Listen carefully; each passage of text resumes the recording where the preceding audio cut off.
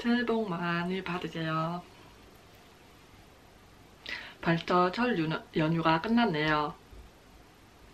문득 재작년에 스터디 하던 사람들과 같이 블라디보스톡에 갔다 온 게 생각이 났어요. 설날에 농인 오빠와 그리고 동생들과 함께 같이 갔었는데 이 모두가 다 농인이었어요. 성인들과 함께 간 것이 아니라 농인들과 간 것이라서 더욱더 기억이 남아요. 우리 가족들은 명절이 되면은 모두 모이기 시작해요. 모두 모이다 보면 한 20명에서 30명 정도가 되거든요.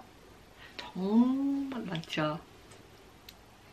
저와 제 동생 빼고는 모두가 다 성인이에요. 저랑 제 동생은 농인이고요.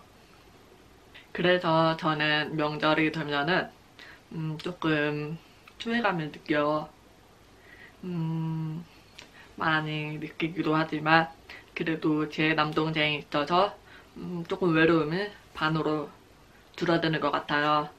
제 친구들을 보면은 혼자만 농인이고 나머지 모두가 다 성인인 가족들이 있을 때 정말 외로움을 많이 느끼더라고요. 소외감도 많고 그 무리에 끼어들지 못하는 뭔가 이질적인 친척들의 대화에 저도 이제 참여하고 싶지만 주제가 확 바뀌더라고요. 예를 들면 아까 전에는 A라는 주제를 가지고 대화가 오갔는데 갑자기 B라는 얘기가 오가고 갑자기 또 C, 갑자기 또 D, 또 그러면 E, F 이렇게 주제가 바뀌더라고요. 그래서 어느 장단을 맞춰야 될지 잘 모르겠어. 친척들이 이제 웃으면서 대화를 할 때 저는 사실 무슨 말인지 잘 몰라요. 아니면은 조금 늦게 알게 된다던가 그러는 경우가 굉장히 많거든요.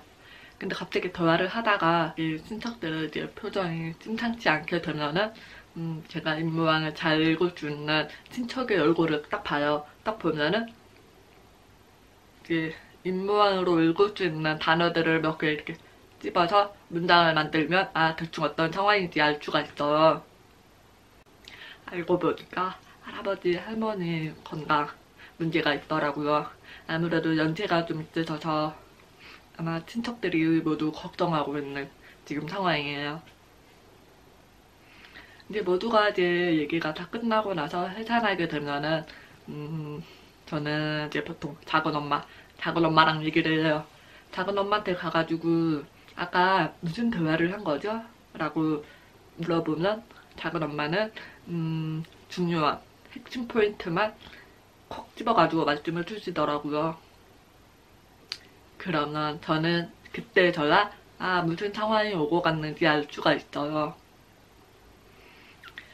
명절이 찾아올 때마다 매번 반복하는 일들이에요. 하지만 재작년에는 조금 달랐어요. 뭐가 달랐냐면 설날 연휴에 시골에 가지 않고 농인 친구들과 함께 여행을 갔다 왔어요. 그때 보냈던 설날의 명절은 정말 재밌었어요. 왜냐면 모두가 농인이었고 그래서 모두가 그때만큼은 서로 의사소통하고 신나게 즐길 수 있었던 시간이었어요. 서로 대화를 하다가 잘 못 들은 부분이 있으면 다시 한번 물어보고 또 이제 말해주고 의사소통으로 인한 부재는 없었던 것 같아요.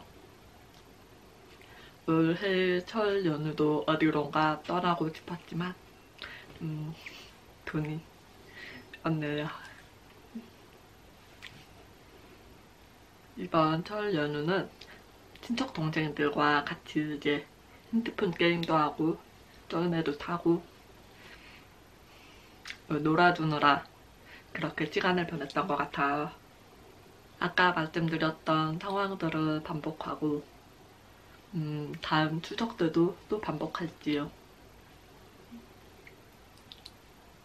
블라디보스톡에 같이 갔었던 샤바이가 저한테 해줬던 말이 있어요. 그게 정말 가슴에 확 공감이 돼서 아직도 기억에 남는 대사예요.